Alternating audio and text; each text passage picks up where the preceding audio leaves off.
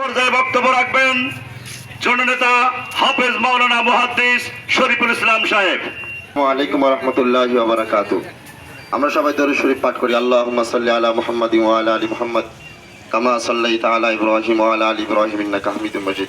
আল্লাহুম্মা বারিক আলা মুহাম্মাদিন ওয়া আলা আলি মুহাম্মাদ কামা বারাকতা আলা ইব্রাহিম ওয়া আলা আলি ইব্রাহিম ইন্নাকা হামিদুম মাজিদ। আলহামদুলিল্লাহ, আমরা ইতিপূর্বেই অনেক বক্তাদের মুখে শুনেছি আমরা কি জন্য এখানে দাঁড়িয়েছি। আপনারা ইতিমধ্যেই অবগত হয়েছেন। আপনারা জানেন যে ভারত যে আজকে যে ষড়যন্ত্র করতেছে, এই ষড়যন্ত্র কিন্তু নতুন না। তারা 1947 সাল থেকে শুরু করে 1971 সাল পর্যন্ত তারা যে ষড়যন্ত্র করেছে, সেই ষড়যন্ত্র লেজ ধরে আমাদের দেশে এখনো ষড়যন্ত্র চলছে। বলেন ঠিক কিনা? আমাদেরকে সচেতন হতে হবে। আসলে যে কোনো জিনিস আমাদেরকে হালকাভাবে নেওয়ার কোনো সুযোগ নাই।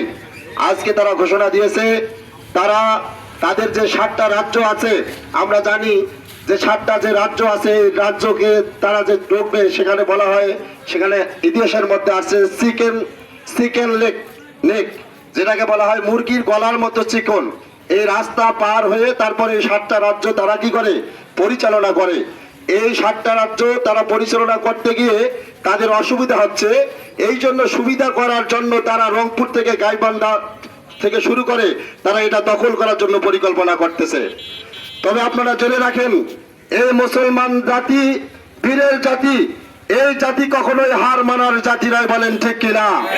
আমরা কখনোই এই ভারতের ষড়যন্ত্রকে আমরা এই বাংলাদেশে বাস্তবায়ন করতে দেব না। বলেন ঠিক কিনা? এই জন্য আমাদেরকে সকলকে সজাগ থাকতে হবে। যখন যেভাবে আমাদেরকে ডাক আসে, আমাদেরকে সেভাবেই আমাদেরকে মাঠে নামতে হবে। এবং একটা কথা বলতে চাই, এই যে আজকে গাইবান্ধায় যে মূর্তি তারা স্থাপন করতেছেন, আপনারা আপনাদের উপাসনালয় মূর্তি স্থাপন করেন, আমাদের কোনো বাধা নেই। কিন্তু আপনারা এশিয়া মহাদেশের মধ্যে 90-92% মুসলমানদের দেশে আপনারা এত বড় উঁচু একটি মূর্তি বানাবেন, আপনারা কি বার্তা দিতে চান বাংলাদেশের জনগণকে? এটা স্পষ্ট করতে হবে। এবং এটা আজকে নয়, এটা অনেকদিন থেকে পরিকল্পনা করে তারা আজকে এই মূর্তি স্থাপন করতেছে।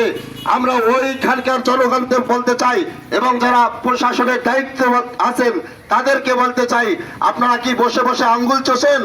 আর এই মুসলমানদের দেশে আপনারা মুসলমানদের ট্যাক্স ফ্যাক্টরের টাকা আপনাদের বেতন হয়, তারা এত বড় একটা জায়গায় তারা মূর্তি স্থাপন করবে আর বাংলাদেশের মুসলমান জানতে পারবে না?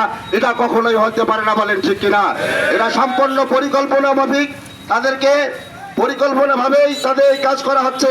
এই জন্য আমরা সবাইকে উদাত্ত আহ্বান জানাবো, আমাদেরকে সব সময় যখন এই যে ডাক আসবে, ইনশাআল্লাহ আমরা সবাই ঝাঁপিয়ে পড়বো দেশ রক্ষার্থে, মুসলমানদের ইমানের রক্ষার্থে আমরা সবাই একবদ্ধ হয়ে কাজ করব। আল্লাহ পাক আমাদের সকলকে তৌফিক দান করুক। ওয়া মা তাওফিকি ইল্লা বিল্লাহ। আসসালামু আলাইকুম ওয়া রাহমাতুল্লাহ।